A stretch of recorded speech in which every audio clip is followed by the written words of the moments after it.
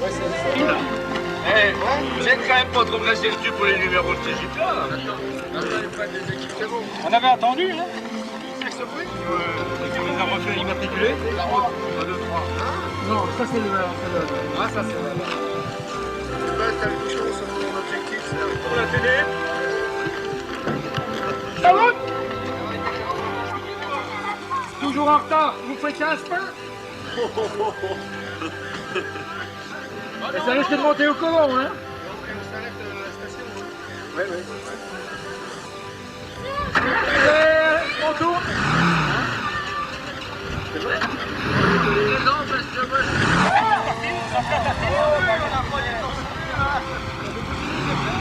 Hé, c'est la Bernadette qui est plus lente comme ça?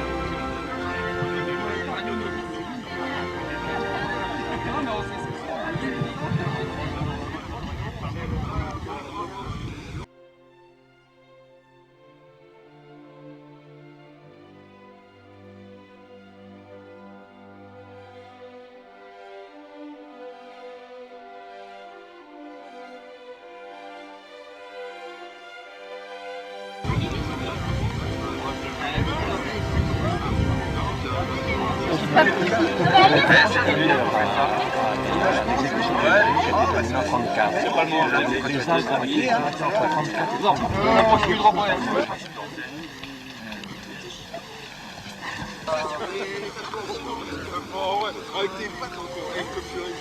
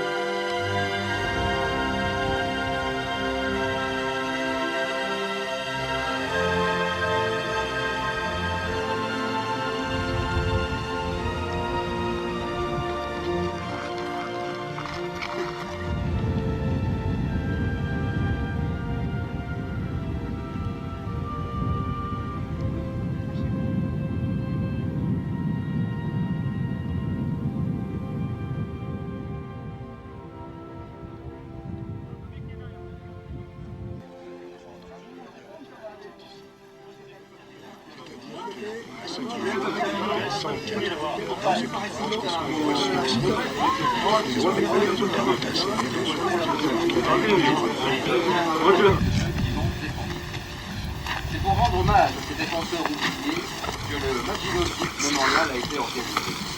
Et actuellement un lourd tribut à l'oubli.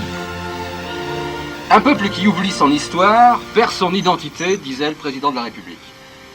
Le Maginot Jeep Memorial a l'ambition d'attirer l'attention de la génération d'après-guerre sur l'importance qu'il y a à ne pas oublier ce que l'histoire et la géographie d'aujourd'hui ne mentionnent même plus. Et quoi de mieux que de conduire cette découverte à bord d'un véhicule? 4 ans plus tard, l'image de la Jeep s'inscrivait à jamais dans le regard de ceux qui les ont croisés pour la première fois sur... Qui connaissent moins ce qui s'est passé, qui connaissaient moins il y a quelques instants ce qui s'est passé ici à Villiers-la-Ferté. Un remarquable court et raccourci à la fois de l'histoire. Alors vous savez que l'année 1990 a été une année forte pour ce site de Villers-Ferté, puisqu'il a été retenu par les pouvoirs publics comme l'un des sites qui bénéficiaient ou qui étaient retenus pour des cérémonies nationales qui se sont déroulées il y a maintenant tout juste 3 mois. 8 mai 1940, ça doit être pour l'histoire de France une date atroce. Imaginez un lieutenant comme moi à ce moment-là, de 25-26 ans, instituteur, commandant ces 2 blocs que vous voyez là, enfermé avec 104 ou 107 hommes, peu importe, dans cet ouvrage, et puis attaqué de toutes parts, parce que c'était le premier ouvrage de la ligne Maginot. La trouée de Sedan, les Allemands, et puis ils sont rapidement submergés. Et les troupes d'intervalle se replient les unes après les autres. On essaye de monter au dernier moment une contre-attaque solide, menée par le général Lucien, que j'ai connu à Saint-Cyr. Il commandait Saint-Cyr quand j'y étais élève. Et cette attaque, il l'a reportée de 48 heures. Les lignes téléphoniques ont été coupées pendant 24 heures. On leur a dit ne téléphonez pas avant telle date, c'est remis en état, mais ne téléphonez pas. Lieutenant Bourguignon ici au fond, avec ses hommes et combattants et les fantassins allemands venant sur les dessus d'ouvrage pour attaquer ces entrées, ces créneaux, pour mettre des explosifs sur la tourelle que vous avez vu tout à l'heure, qui est basculée, c'est pas de la rigolade, c'est basculé par des explosifs allemands. Et puis un des créneaux d'entrée percé là-bas, l'a fait découvrir les gars. Et tout le monde se replie dans la galerie souterraine, une galerie à 35 mètres sous terre qui relie les 2 blocs. Et là, les gens essayent de survivre. Le bloc Lysica encore un peu. Puis petit à petit, les 2 blocs s'en vont dans la galerie. La galerie, c'est un petit couloir d'1 mètre de large, où les 105 hommes sont entassés là-dedans les uns sur les autres, avec le masque à gaz sur la figure, et qui commencent à étouffer. Et on a tout le temps de téléphoner encore un tel, sont morts asphyxiés. Le lieutenant Bourguignon essaye de téléphoner à ses supérieurs qui lui répondent « Vous connaissez vos consignes », tenir sans esprit de recul jusqu'à épuisement des munitions, jusqu'à épuisement des vies. Vous avez encore des munitions, oui, alors vous savez ce que vous avez à faire. C'est dur. Les drames, il y en a. Alors je pense que vous avez bien fait de commencer votre pèlerinage ici, par un instant de recueillement. Puis pour un instant un peu de sérieux, pour rendre hommage au-delà de la Ferté à ceux qui, jusqu'à Menton, particulièrement dans l'Est, ont tenu la ligne Maginot pour sauver l'honneur de la France.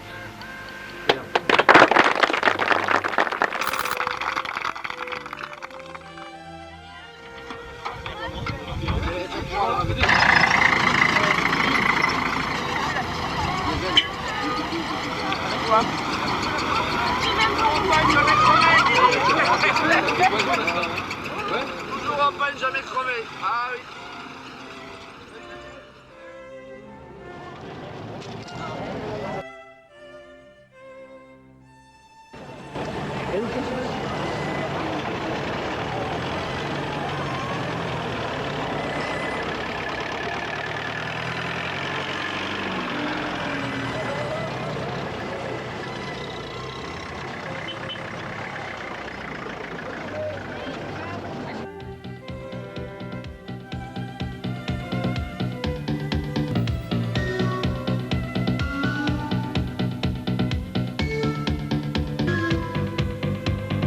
Je pense que c'est une partie de joie, mais aussi une découverte. Et je pense qu'au travers de ce mémorial GIP Maginot, au travers de cela, il peut y avoir un message qui se transmet. Ce message à la gloire des soldats de 40 qui maintenant sont disparus à 60% probablement. Hein. Et les survivants ont mon âge, c'est-à-dire des vieillards. Tu ne me dis pas le contraire, tant pis. Hein.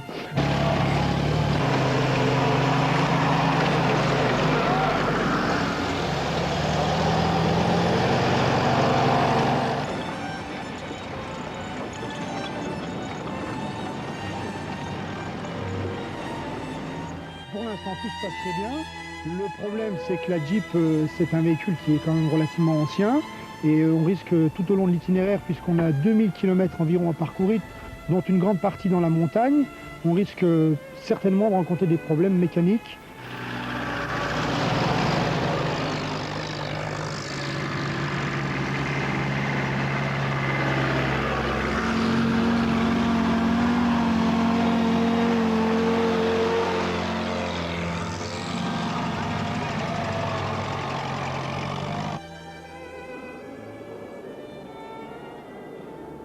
Et en 44, quand ils ont fait sauter le magasin, la porte s'est fermée. Et regardez ce qui est arrivé, elle est pliée. C'est le souffle d'air qui a plié la porte, c'est pour vous.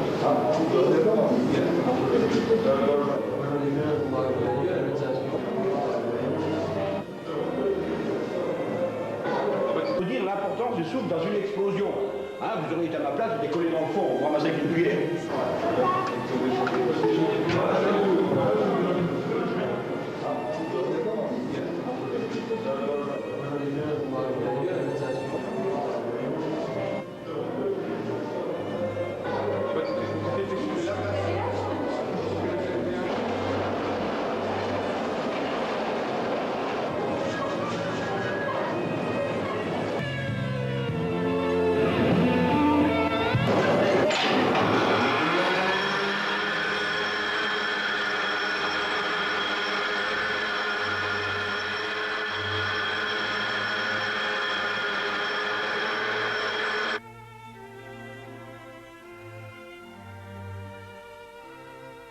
Les gars faisaient de la déprime avant d'entendre des explosions, vous voyez.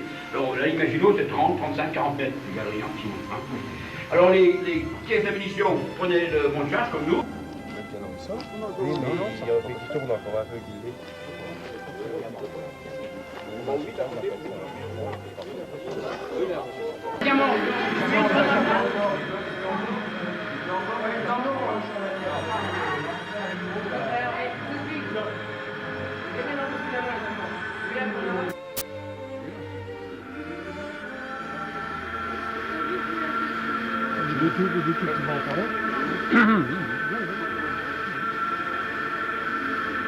Là, si tu là, ça rentre dans le béton. Attention, il va tirer dessus. Il a les deux yeux.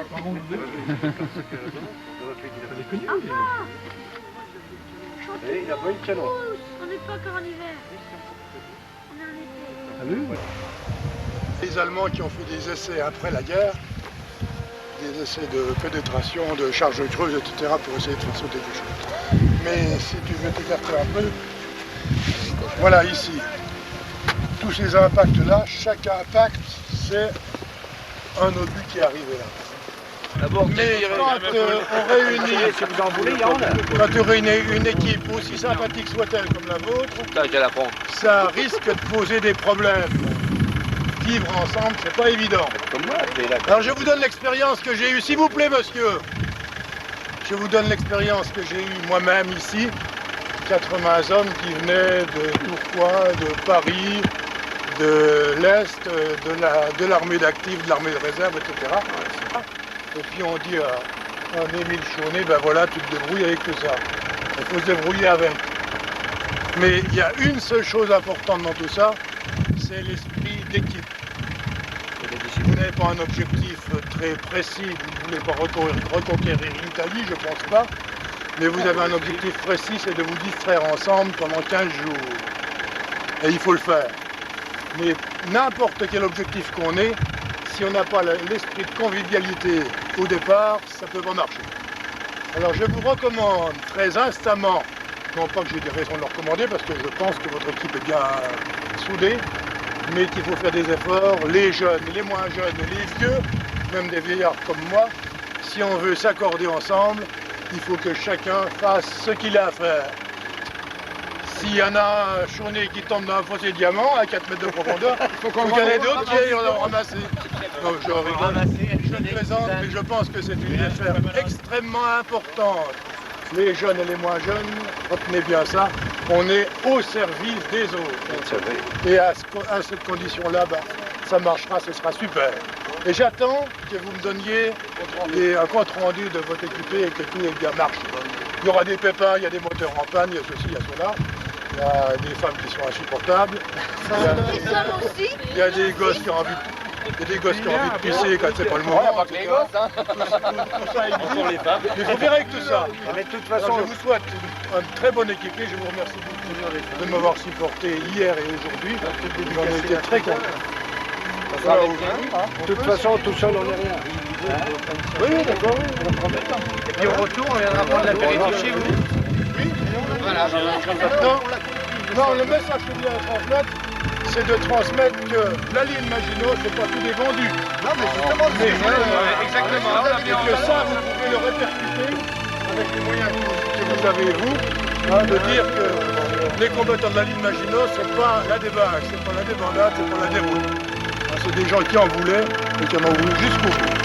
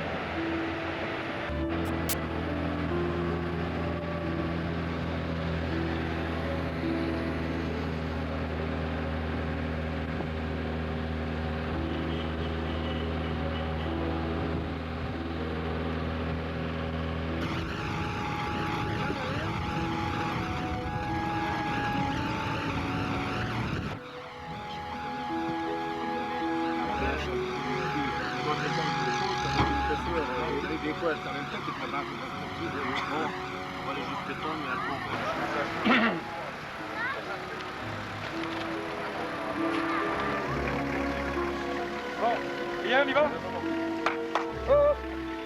Dépêche. Allez, on se presse. Excuse-moi.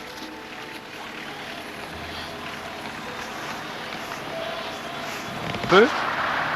Hein, c'est un pâturage, il faut respecter. Il y a eu 2 Colombiens qui se sont promenés en limite du camp avec du papier à cul. Il ne faut plus que ça recommence. S'il y a un auteur qui a une envie quelconque pressante nocturne qui peut résister, il faut qu'il prenne sa pelle le lendemain en vitesse avant que les autres ne reviennent, de façon à ne pas laisser une trace comme ça. Donc c'est à peu près à 7 km là. Ensuite on a environ 7 à 10 km de chemin. Là, ça va couler à côté, mais je crois.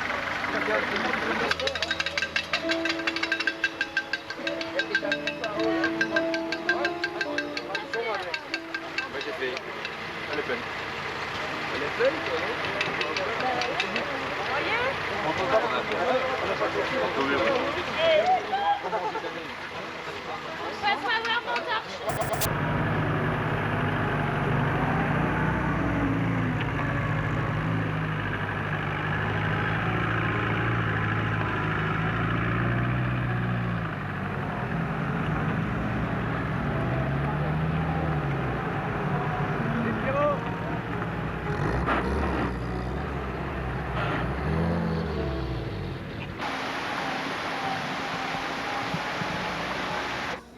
Ça tourne. C'est l'histoire du petit chaperon rouge.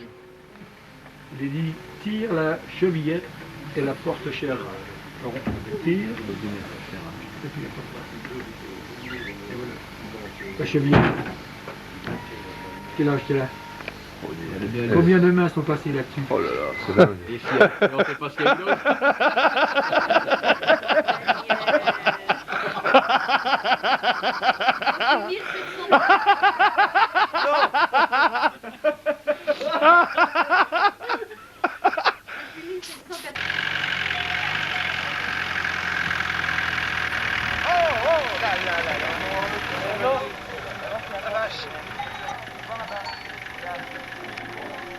Il y a des vaches là.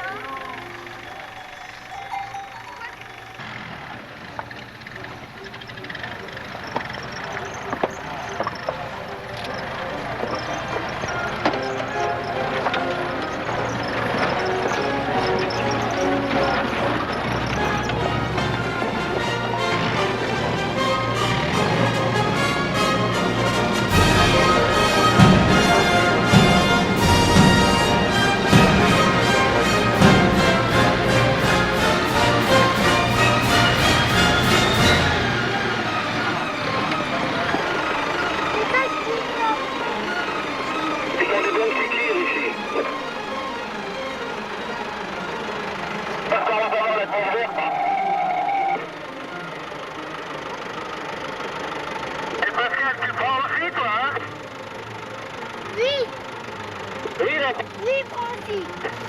Ah, vaut mieux assurer, hein. Il est en train de prendre. C'est un amour.